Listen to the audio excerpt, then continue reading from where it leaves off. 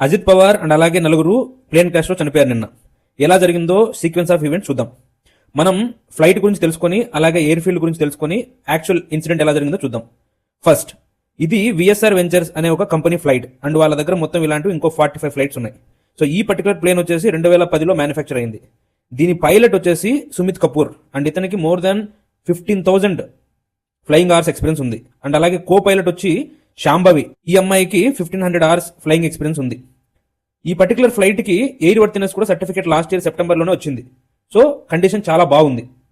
Next, air field గురించి చూస్తే కనుక బారామతి ఇది ఒక అన్కంట్రోల్డ్ ఎయిర్ ఫీల్డ్ అండ్ అలాగే స్పెసిఫిక్ ఎయిర్ ట్రాఫిక్ కంట్రోలర్ ఉండడు ఇక్కడ అడ్వాన్స్ టెక్నాలజీస్ ఎక్విప్మెంట్స్ కూడా ఏం ఉండవు. అంటే ల్యాండింగ్ కోసం సపరేట్ గా లైక్ గ్లైడ్ స్కోపింగ్, ఐఎల్ఎస్ ఇలాంటివి ఏమి ఉండవు. ఇది విజువల్ ఎయిర్ ఫీల్డ్, అంటే విజువల్ ఫ్లైట్ రూల్స్ ప్రకారం ఇక్కడ 5,000 మీటర్స్ విజిబిలిటీ ఉంటే కనుక ల్యాండింగ్ అవ్వాలి, అది rule. Next, actual travel and incident గురించి చూద్దాం.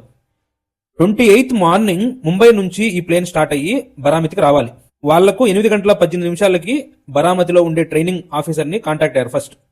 ఈ కాల్ తర్వాత ఒక 40 నాటికల్ మైల్స్ అయ్యాక విజువల్ గా కండిషన్స్ చూసి ల్యాండ్ అవ్వండి అని పూణే ఎయిర్ ట్రాఫిక్ కంట్రోల్ వాళ్ళు చెప్పారు. అలాగే వాళ్ళు వెదర్ కండిషన్స్ గురించి అడిగినప్పుడు ఇక్కడ 3,000 మీటర్లు అని చెప్పి గాలి పెద్దగా లేదు అని చెప్పారు. ముందు చెప్పినట్టు 5,000 మీటర్ల విజిబిలిటీ ఉండాలి, కానీ ఇక్కడ ప్రస్తుతానికైతే 3,000 మీటర్లు మాత్రమే ఉంది.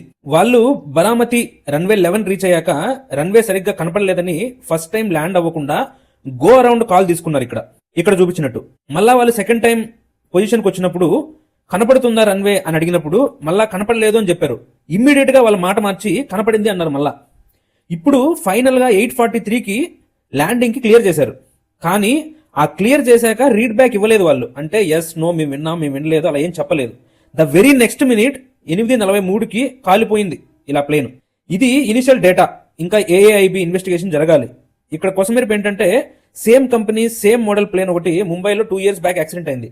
దాని ఫైనల్ రిపోర్ట్ ఇంతవరకు రాలేదు. అది వచ్చింటే ఇప్పుడు కండిషన్స్ ఏమన్నా వేరేలా ఉండేవేమో మనకు తెలియదు. చూడాలి. Thank you so much.